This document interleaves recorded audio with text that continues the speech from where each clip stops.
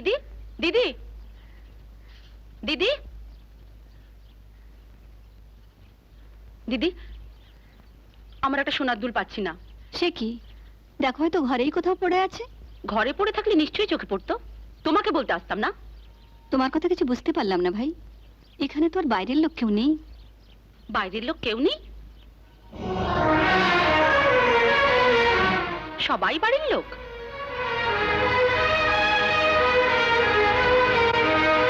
অবশ্যই মুক্তকে তো কেউ এ বাড়িতে বাইরের লোক ভাবে না। আমার বিয়ের পর থেকে ও এ বাড়িতে মেয়ের মতো হয়ে গেছে। সেটা তোমার কাছে হতে পারে, কিন্তু সবার কাছে নয়। মেজ বৌদি, ছোট মার সঙ্গে একটু সংযত হয়ে কথা বলো। তা তো নিশ্চয়ই বলা উচিত, কিন্তু তোমার ছোট মা কি চোখে ঠুলিয়ে এঁটে থাকেন যখন তার আদরের ছোট বোন কাউকে কিছু না বলে হুটার ঘরে ঢুকে পড়ে? নাকি এ বাড়িতে তার দাবিটা একটু বেশি, যার জন্য কারো ঘরে ঢুকে তার গায়ে হাত বুলিয়ে দিতেও একবার সংকোচ হয় না? বৌদি, তোমাদের সঙ্গে এ বিষয়ে কথা বলতে আমার রুচিতে বাধে।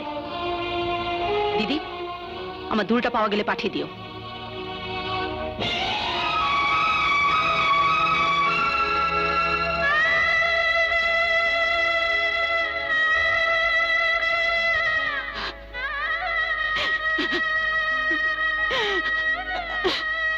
তুই চলে যা মুক্ত, আর এ বাড়িতে কোনোদিন আসিস না, কোনোদিন আসিস না।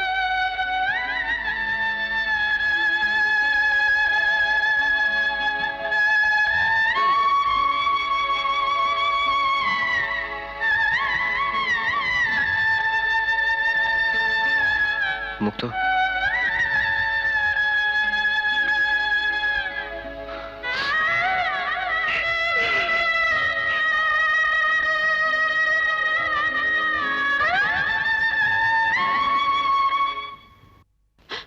আমার আর এখানে একদম ভালো লাগছে না।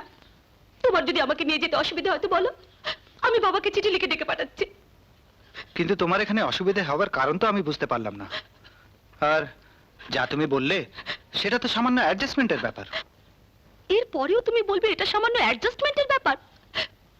তোমার ভাই আমাকে অপমান করে, কোথাকার কোন একটা মেয়ে মুক্ত আমাকে তাচ্ছিল্য করে কোন সাহসে? যদি না তোমার বৌদির তাতে কোনো মদত থাকে।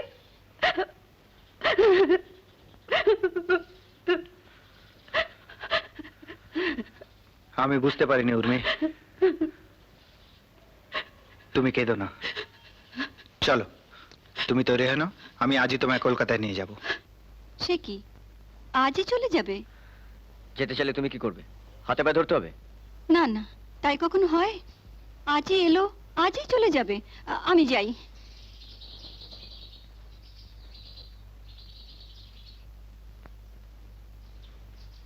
কি মেজো, তুমি নাকি আজই বউকে নিয়ে চলে যাচ্ছ শুনলাম? হ্যাঁ বৌদি, এখনই যাচ্ছি। তাই কখনো হয়? দু একদিন থেকে গেলে কোনো ক্ষতি হবে না ভাই। যাও, হাত মুখ ধুয়ে এসো। ক্ষতি যা হবার তা হয়ে গেছে। এখানে থেকে উর্মির ক্ষতি আর বাড়াতে চাই না বৌদি। তার মানে? অমল পর্যন্ত উর্মিকে অপমান করে, আর তা তোমারই সামনে। আর তোমার বোন মুক্ত, যার কিনা এই বাড়িতে সে অর্থে কোনো অধিকারই থাকা উচিত না, যে কেবলমাত্র আমাদের এক কুটুম্ব, সে পর্যন্ত উর্মিকে অশ্রদ্ধা করে। এরপরও তুমি আমাদের এখানে থাকতে বলছো কোন মুখে? বাহ মেজদাম, বাহ। সত্যি তোর আর মেজ বৌদির মুখের সামনে মুখ উঁচু করে দাঁড়াতে পারে এমন নির্লজ্জ মুখ এই পৃথিবীতে আছে? আমার ছোট মার মুখখানা আগুনে পুড়ে ছাই হয়ে গেল না কেন? সত্যি কোন মুখ আমাকে বলতে পারিস মেজদা, যে এত কথা শোনার পরেও যে চোখ থেকে শুধু কয়েক ফোঁটা জল গড়িয়ে পড়ে? যে ছোট বাচ্চি, তোমার কাছে ভালোবাসা এতই বড় যে তার দাবি তোমাকে সব জায়গায় ফলাতে হবে।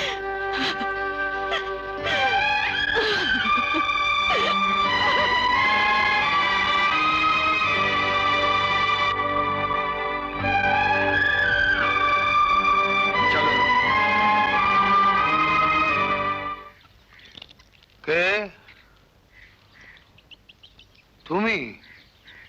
বসো। হঠাৎ কি মনে করে?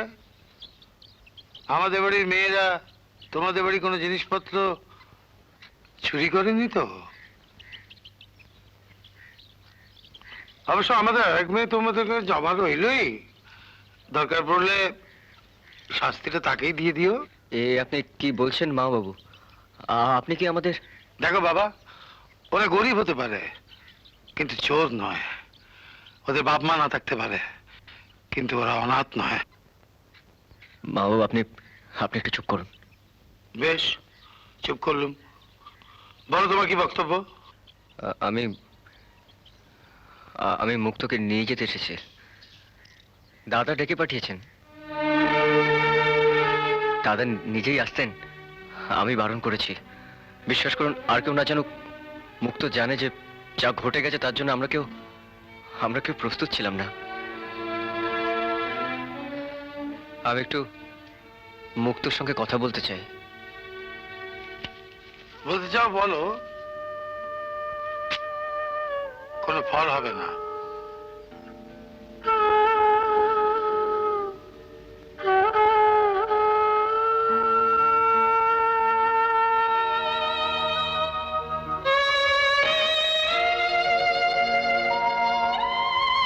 মুক্ত,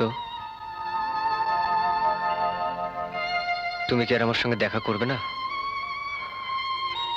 মুক্ত,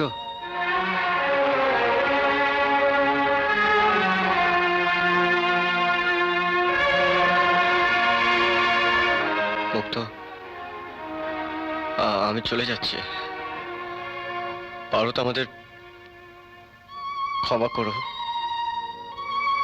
আমাকে যদি নাও পারো, অন্তত আমার দাদা আর ছোট মাকে ক্ষমা করো।